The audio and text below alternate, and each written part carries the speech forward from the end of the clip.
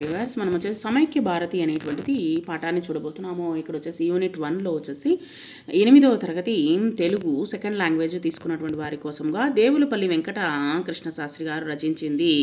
ఇక్కడ ఇచ్చినటువంటిది ఇక్కడ చూడండి వచ్చేసి పంతులు, తర్వాత వచ్చేసి ఇక్కడ ఒక మహమ్మదీయుడు, తర్వాత సిక్కులు, తర్వాత వచ్చేసి ఇక్కడ క్రైస్తవులు అందరూ కలిసి ఇక్కడ జాతీయ జెండాను వచ్చేసి ఎగరవేస్తూ ఉన్నారనమాట. కాబట్టి మనమందరము సమానమే అనేటువంటి భావాన్ని మనకు ఇక్కడ చూపిస్తూ ఉంది. ఈ యొక్క పాఠంలో కులమత భేదాలు వద్దని చెప్పడమే ఈ యొక్క పాఠం యొక్క ఉద్దేశము. ప్రస్తుత పాఠ్యభాగంలో కృష్ణశాస్త్రి గారు గేయ సంపుటిలోనిది. ఈ యొక్క పాఠంలో చూడండి, నారాయణ నారాయణ అల్లా అల్లా మా పాలిట తండ్రి నీ పిల్లల మేమెల్లా అంటూ ఇక్కడ వచ్చేసి మేమందరము మీ యొక్క పిల్లలము. నేను వచ్చేసి ఒక పిల్లవాడేమో నారాయణ అంటున్నాడు, ఒక పిల్లోడేమో అల్లా అంటున్నాడు. మా పాలిట తండ్రి నీవే, నీ పిల్లల మేమెల్లా. మతమన్నది నా కంటి మనకైతే మసకైతే, మతమన్నది నా మనసుకు మబ్బైతే, మతం వద్దు గితం వద్దు మాయా మర్మం వద్దు. ఇక్కడ వచ్చేసి మాకు మతం అనేటువంటిది నా కంటికి మసకగా ఉన్నట్లయితే, మతం అన్నది నా మనసుకు మబ్బైతే, ఆ యొక్క మతము వద్దు, తర్వాత వచ్చేసి గీతము వద్దు, మాయా మర్మం అనేటువంటిది వద్దనే వద్దు. ఇక్కడ వచ్చేసి మాయలో మనం బతుకుతూ ఉన్నాము అని ఇక్కడ చెప్తున్నారు.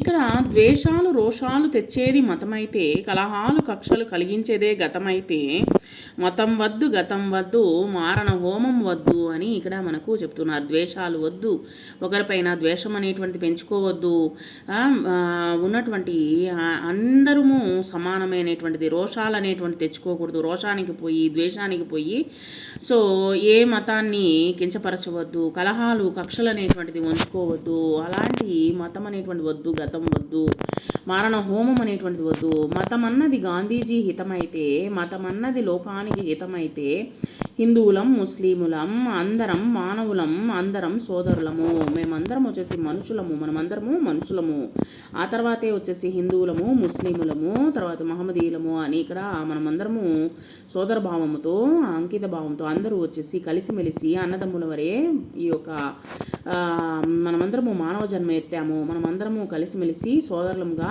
ఉండాలి అనేటువంటిది ఇక్కడ మనకు ఈ యొక్క పాఠం ద్వారా మనకు తెలియజేస్తున్నారు. ఇక్కడ కవి గురించి తెలుసుకుందాము. పేరు దేవులపల్లి వెంకట కృష్ణ శాస్త్రి గారు. కాలము 1897 1980 సంవత్సరము.